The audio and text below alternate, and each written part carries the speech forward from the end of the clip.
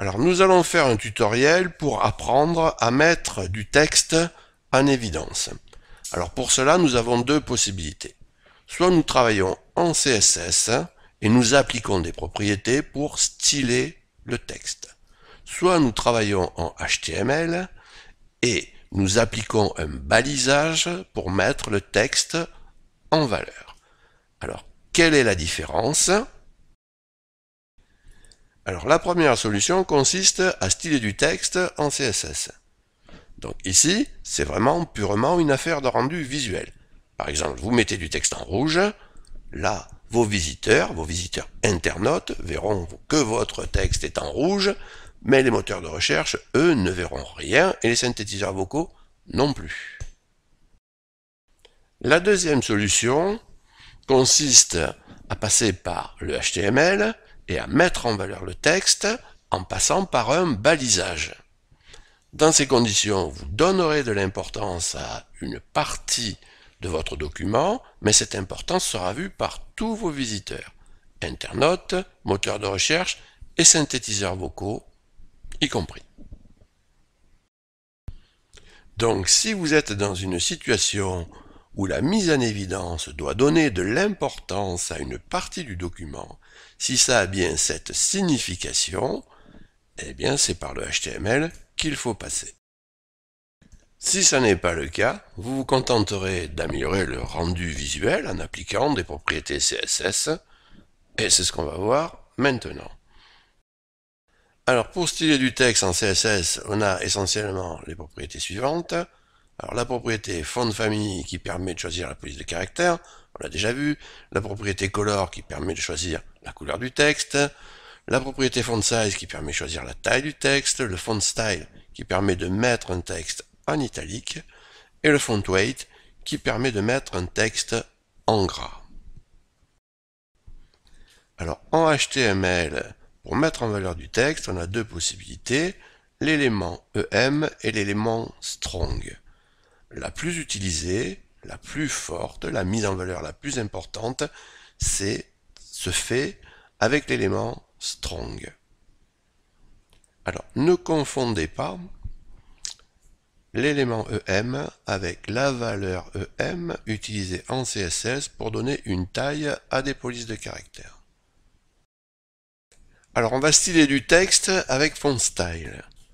Alors, on va utiliser pour ça, on va implanter pour ça deux divs, donc mon texte avec font style 2 points obliques, mon texte avec font style 2 points italiques. On va mettre deux ID, l'ID en-oblique et l'ID en-italique. Alors, au niveau CSS, on va choisir une taille de police avec font size de 3 EM. On va choisir une fonte qui sera l'Arial si elle est disponible, l'Helvetica si l'Arial n'est pas dispo, et une police sans sérif si les deux ne sont pas dispo. Bien.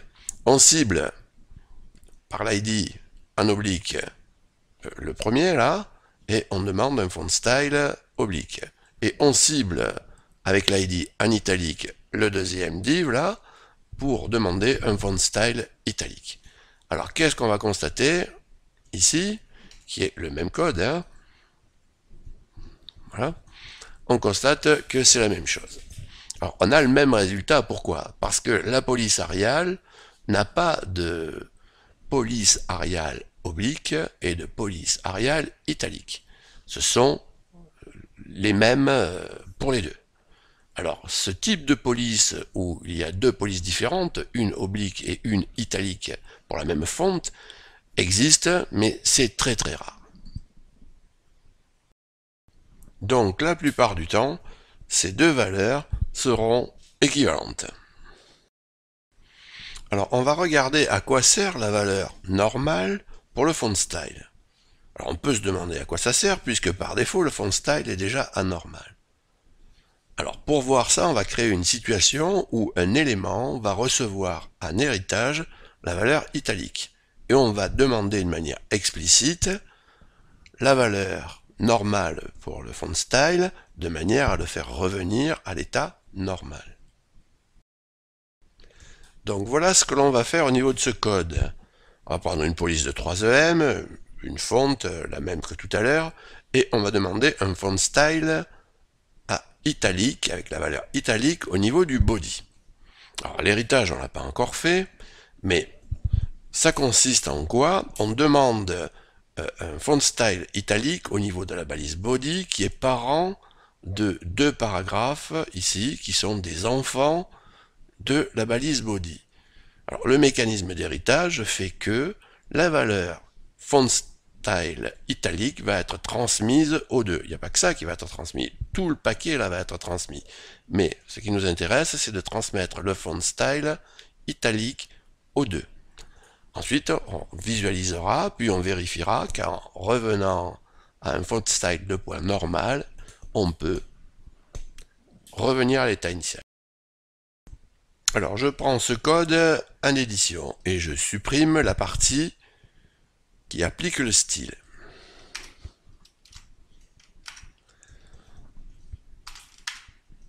Alors, on va regarder ce que ça donne. Bon, vous voyez qu'ici, l'italique d'un côté, italique de l'autre. Donc, ce style italique a bien été transmis par héritage. Vous voyez que c'est pas le style italique n'est pas appliqué sur les paragraphes, mais bien appliqué sur le parent, c'est-à-dire sur le body. Bon, on n'est pas encore habitué à ça, mais c'est une petite introduction. Alors, qu'est-ce qu'on va faire maintenant? On va remettre donc le font style à normal ici, et on va voir que on peut dans ces conditions revenir à un style normal. Voilà, c'était ce que l'on voulait faire. Alors maintenant, on va mettre en valeur du texte en HTML avec l'élément EM. Alors on va partir du programme qu'on avait avant, puisqu'on peut le récupérer. Alors je vais enlever ici la demande italique. Ici, je vais la mettre. Alors donc là, je vais marquer aussi italique, sinon on va pas comprendre. Ici, je vais mettre donc une mise en valeur, je vais la faire avec EM. Je vais le marquer.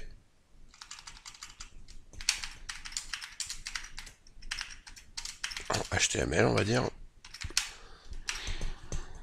Alors, on va regarder ce que ça donne. Et là, qu'est-ce qu'on constate? Eh bien, il semblerait malgré tout que ce soit la même chose. Hein. Alors, non seulement il semblerait, mais regardez. Si je cible cet élément ici, regardez, le font style italique. Et si je cible l'autre, ici, font style italique. Bon, sur cet élément-là, j'ai jamais demandé à ce que le font size soit italique. J'ai mis en HTML un EM. Donc, ce qui s'est passé, c'est que la feuille de style du navigateur a interprété l'EM et a affiché un style italique pour cette mise en valeur. Donc par défaut, quand vous mettez un EM en HTML, vous vous retrouvez avec un italique au niveau du rendu. Donc vous comprenez que ici, là, il faut vraiment faire la différence et savoir ce qu'on fait, parce que c'est ici qu'on peut se tromper. Parce que là, on travaille ici sur le style pour avoir un italique, et on travaille ici sur le HTML, et on obtient aussi un italique. Donc il faut bien comprendre la différence. Dans ce cas ici, on a travaillé en HTML. Tous les visiteurs, que ce soit les internautes, les moteurs de recherche ou les synthétiseurs vocaux, vont voir ce EM. D'accord? Et ici, il n'y aura que un effet de rendu. Donc là, vraiment, on voit bien la différence entre le travail en CSS et le travail en HTML. Alors ici, on va styler du texte avec la propriété FontWeight. Alors, les différentes valeurs du FontWeight qui nous intéressent sont le bold et le normal. Il y en a pas mal d'autres, mais le plus souvent on utilise celle-ci. Alors, il y a une autre manière de faire pour obtenir les mêmes résultats, c'est d'utiliser les chiffres. On met FontWeight 400 pour avoir l'équivalent du normal, et FontWeight 700 pour avoir l'équivalent du bold. Alors, on peut vérifier facilement dans un petit programme, en mettant soit du bold, soit du 700, qu'on a la même graisse. Vous voyez? Donc là, on a deux divs, Dans un cas, on cible, on met un font weight 700. Dans l'autre cas, on cible, on met un font weight bold sur une police donnée. Et regardez le résultat, vous voyez que c'est la même chose. Qu'on utilise le bold ou qu'on utilise le 700, c'est pareil. Alors le plus souvent, moi j'utilise bold et normal. Alors on va vérifier ici que l'héritage du bold est masqué par le normal. Alors qu'est-ce qu'on va faire? On fait la même chose que tout à l'heure. On place au niveau du body trois propriétés. Celle qui nous intéresse essentiellement, c'est font weight bold. Ce qui nous intéresse, c'est de le transmettre par héritage aux deux paragraphes enfants du body. Et on va masquer l'héritage au niveau du second en demandant un font weight normal. Alors, on a fait la même chose tout à l'heure avec l'italique. Alors, on va simplement vérifier le résultat. Vous voyez? Donc, je vais vous montrer quand même que c'est le même code. Vous voyez? Et on constate donc qu'on revient à un font weight normal en le précisant. Alors, on va mettre en valeur du texte ici en utilisant l'élément HTML strong. Alors, ce qu'on va faire, c'est qu'on va utiliser deux paragraphes. Dans le premier, on va mettre en valeur en utilisant l'élément strong. Dans le second, on va utiliser un style qu'on va positionner à font weight bold. Alors, qu'est-ce qu'on va constater? On regarde ici, c'est le même programme. Eh bien, on constate que c'est le même effet visuel. D'accord? Alors, c'est pareil que ce que l'on avait fait précédemment avec l'italique. Il faut bien savoir ce que l'on fait. Ici, en travaillant en HTML, on fait une mise en valeur qui sera vue par les internautes, les moteurs de recherche, les synthétiseurs vocaux. Ici, on travaille en CSS et c'est un simple effet de style. Bon, là, ça fait déjà la deuxième fois qu'on le voit, donc c'est quand même plus familier pour nous. Alors, nous allons ici utiliser le font size, la propriété font size. On va voir deux manières d'utiliser cette propriété, ou plutôt deux manières de donner une valeur à cette propriété. Alors, la première manière consiste à donner une valeur fixe en pixels. La deuxième manière consiste à donner une valeur relative cette fois en EM. Mais alors, relative à quoi? Relative à la taille de la police du navigateur. Alors, on va aller sur ce site pour vérifier que la taille par défaut de la police de notre navigateur est bien de 16 pixels. Alors, le site en question, c'est mydevice.io. Alors, la taille par défaut, vous la voyez ici, root, font size. Bon, moi ici, c'est 16 pixels. Alors, si ce n'est pas le cas, vous allez ici, dans les paramètres de Chrome, si vous êtes sous Chrome, et là il vaudrait mieux que vous le soyez, vous regardez taille de la police, taille recommandée, la moyenne. D'accord? Alors elle peut être grande si vous y voyez un peu moins bien, ou petite si vous avez une très bonne vue. Mettez-la sur moyenne pour qu'on puisse continuer ce test. Alors on va faire un test au moyen d'un petit programme. Donc on prend un paragraphe, on positionne ici la taille de ce texte en pixels, au moyen de l'ID pixel là, vous voyez, on cible là. Cet élément, on demande un font size de 16 pixels. Le second, on demande un font size de 1 EM. Alors on va regarder le rendu. Alors on va aller cliquer sur ce lien pour comparer les deux. Alors on constate là que c'est la même taille. Et c'est normal. La taille par défaut au niveau du navigateur est de 16 pixels. Et donc la taille en EM correspond aux 16 pixels qu'on a demandé au-dessus. Alors on va continuer les tests. Alors je vais demander au niveau de mon navigateur une taille de police plus grande. Donc je vais dans les paramètres là, taille de police. Alors je suis quelqu'un qui ne voit pas très bien, je demande une police très grande. Alors je reviens sur ma page et vous voyez que la partie de la page où on a utilisé des EM pour fixer la taille de la police a suivi la taille de la police du navigateur. Donc en d'autres termes, cette zone-là s'est adaptée à votre visiteur alors que celle-là ne s'est pas adaptée à votre visiteur. Donc ça, c'est vraiment quelque chose de capital. Les EM vous apportent cet avantage et il ne faut surtout pas le négliger. Alors les EM, malgré l'avantage majeur que l'on vient de voir, ont un inconvénient. Alors, le problème, c'est que le coefficient qui est appliqué à la taille de la police du navigateur est appliqué plusieurs fois si on l'applique sur une arborescence. Alors, je m'explique. Là, j'applique un coefficient de 0,75 sur le body. Le body a un enfant, le div d'ID article, là, est un enfant du body. J'applique sur ce div article, à nouveau, une fraction de 0,75 EM. À l'arrivée, je vais avoir 0,75 fois 0,75 fois la taille de la police de mon navigateur. Alors, regardez ce que ça va donner.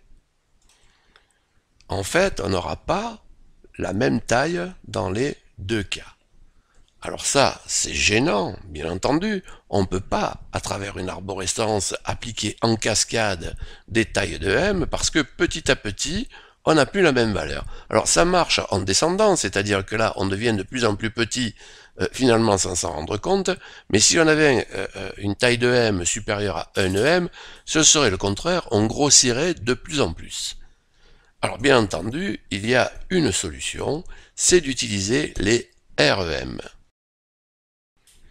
Alors, les REM apportent une solution simple à ce problème.